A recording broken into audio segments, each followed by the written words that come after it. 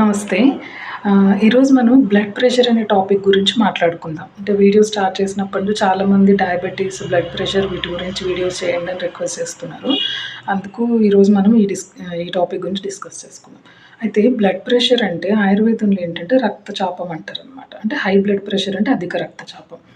అయితే ఇప్పుడు అంటే అలోపతిలో బ్లడ్ ప్రెషర్ ఉన్నప్పుడు ఏంటంటే దాన్ని కంట్రోల్ చేయడానికి ACE inhibitors, beta blockers, calcium channel blockers, లేదంటే డైయూరిటిక్స్ ఇట్లా అంటే వీటిల్లో ఏవో ఒకటి వాళ్ళు యూజ్ చేసుకుంటూ బ్లడ్ ప్రెషర్‌ని కంట్రోల్ చేసుకుంటారు. బట్ ఇంకా ఆయుర్వేదంలో దీని గురించి ఏం చెప్పబడింది? ఆయుర్వేదంలో బ్లడ్ ప్రెషర్ అనేది త్రిదోషాల వల్ల ఏర్పడుతుంది. అంటే త్రిదోషాలు అంటే 3 దోషాలు ఒకేసారి అంటే ఇంబాలెన్స్ అవ్వడం వల్లని కాదు. ఈ 3 దోషాల్లో ఏదో ఒక దోషం యొక్క ఇన్వాల్వ్‌మెంట్ ఎక్కువగా ఉంటుంది. సపోజ్ ఇప్పుడు అంటే మనం ముందుగా వాతం అనుకున్నామనుకోండి. వాత ప్రకోపం అంటే వాతం దోషం యొక్క ఇన్వాల్వ్‌మెంట్ ఉన్నప్పుడు వాతంలో కూడా మనకి 5 రకాల సబ్ డివిజన్స్ ఉన్నాయి. వాటిల్లో వ్యానవాతం అనేది చాలా ఇంపార్టెంట్ రోల్ ప్లే చేస్తుందనమాట ఈ సర్క్యులేషన్‌లో. అయితే ఎప్పుడైతే ఈ వ్యానవాతం అగ్రివేట్ అవుతుందో, ఈ వ్యానవాతం అగ్రివేట్ అయినప్పుడు మనకి హై బ్లడ్ ప్రెషర్ అనే కండిషన్ ఏర్పడుతుంది. అంటే ఇది అగ్రివేట్ అంటే ప్రకోపం చెందుతుంది. ప్రకోపం చెందినప్పుడు ఆ బ్లడ్ కూడా ఏందంటే ఒక అగ్రివేటెడ్ స్టేజ్‌లోకి వస్తుందనమాట. దాని ప్రెషర్ ఇంక్రీజ్ అవుతుంది. అదొకటి. ఒకవేళ పిత్తం ఇన్వాల్వ్‌మెంట్ అంటే పిత్తంలో కూడా మళ్ళీ మనకి 5 సబ్ డివిజన్స్ ఉన్నాయి. వాటిలలో రంజక పిత్తం అనేది మనకి బ్లడ్ ప్రెషర్‌కి కారణం అనమాట. రంజక పిత్తం ఏంటంటే మెయిన్‌గా బ్లడ్ ఫార్మేషన్‌కి సంబంధించింది ఆయుర్వేదం ప్రకారం. అయితే ఆ బ్లడ్ ఫార్మేషన్‌లోనే మనకి అబ్నార్మాలిటీస్ వస్తాయన్నమాట. అంటే అగ్రివేటెడ్ స్టేజ్‌లో ఉండే బ్లడ్ అనేది ఫార్మ్ అవుతుంది. సో పిత్త ప్రకోపం వల్ల కూడా మనకి ఈ కండిషన్ ఏర్పడుతుంది. ఒక్కొక్కసారి ఏంటంటే రేర్‌గా మనకి ఏంటంటే కఫదోషం ఇన్వాల్వ్‌మెంట్ కూడా అంటే కఫదోషం అనేది డైరెక్ట్ ఇన్వాల్వ్‌మెంట్ లేకపోయినా కూడా కఫదోషం వల్ల ఏంటంటే మనకు జనరల్‌గా కొలెస్ట్రాల్ ప్రాబ్లమ్ వస్తుంది. ఆ కొలెస్ట్రాల్ ప్రాబ్లమ్ వచ్చినప్పుడు కొలెస్ట్రాల్ ప్లేక్స్ అనేవి మన బ్లడ్ వెసల్స్‌ని మొత్తము అంటే బ్లాక్ చేస్తుంటాయి. అబ్‌స్ట్రక్ట్ చేయడం వల్ల ఆ బ్లడ్ వెసల్ నారో అవుతుంది. ఆ నారో అవ్వడం వల్ల మళ్ళీ బ్లడ్ ప్రెషర్ ఇంక్రీజ్ అవ్వడం అనమాట.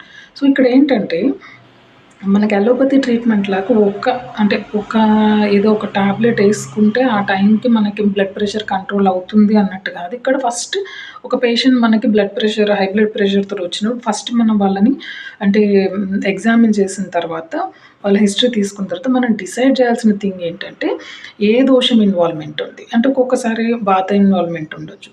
కఫం ఇన్వాల్వ్‌మెంట్ ఉండొచ్చు. లేదంటే పిత్తం ఇన్వాల్వ్‌మెంట్. ఈ 3 దోషాల్లో ఏది ఇన్వాల్వ్ అయ్యి ఉంది వాళ్ళ కండిషన్‌లో, దాన్ని బట్టి మనము ట్రీట్మెంట్ అనేది ప్లాన్ చేసుకోవాలి. సపోజ్ ఇప్పుడు కఫదోషం ఇన్వాల్వ్ అయ్యి ఉన్నప్పుడు మనకు దాంట్లో ఏంటంటే ముందు కఫాన్ని కంట్రోల్ చేయాలి.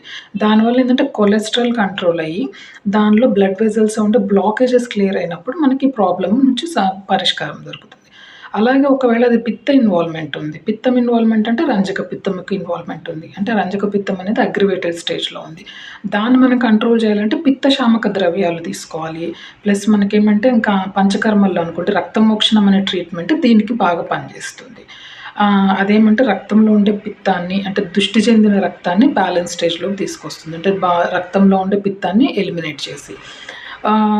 ఒకవేళ వాతం ఇన్వాల్వ్‌మెంట్ ఉంది. వాతం ఏంటంటే వ్యానవాతం యొక్క అగ్రివేషన్. వ్యానవాతం అగ్రివేషన్ ఉన్నప్పుడు మనం ఏంటంటే వాతాన్ని మనం కంట్రోల్‌లో చేసి తీసుకొచ్చేటట్టు వాత శామక ద్రవ్యాలనేవి తీసుకోవాలండి. లైఫ్ స్టైల్ కూడా మనం వాత శామకంగా ఉండేది.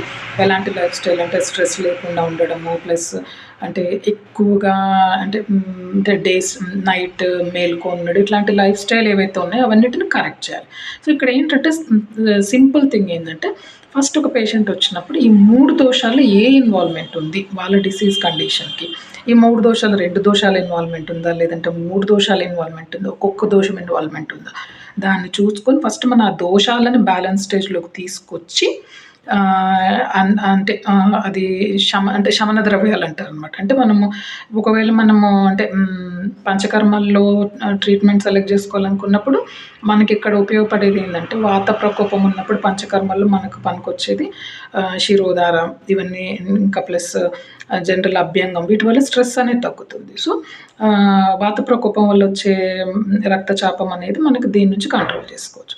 అలాగే పిత్త ప్రకోపం అన్నప్పుడు రక్తమోక్షణము, ఇంకా అలాగే పిత్త శామక ద్రవ్యాలు ఇవ్వడము, అలా.